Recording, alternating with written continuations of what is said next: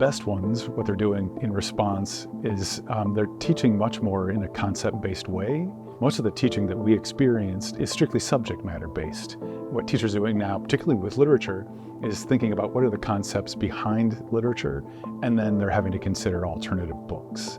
Maybe the most important part is they're talking with kids more and saying, I respect you, this learning process is about you, for you, so I'm actually going to tell you about what we're doing and why.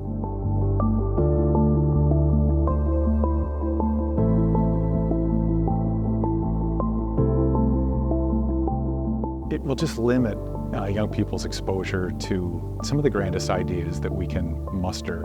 The bigger issue is that what this current swing of the pendulum towards being so suddenly concerned about particular books or concepts and so on, it's just inducing fear. It's not rooted in intelligent ideas and conversations. When you function with fear, you learn to function forward with fear.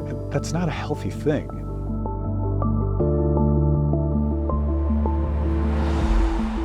Anytime you restrict a choice, you're going to restrict their relationship to reading and by extension their relationship to school. So what's the impact that we're going to have on young people with their connection to reading? They're going to think less of it because they're not going to have access to books they might choose. And then it's going to diminish their relationship to school because that's what they associate reading with.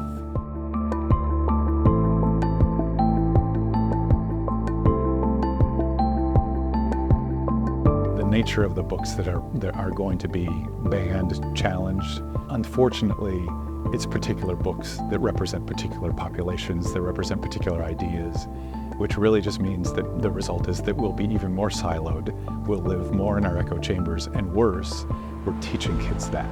We're really just validating a narrow perspective. I just can't imagine that anyone would actually argue for that, except out of fear.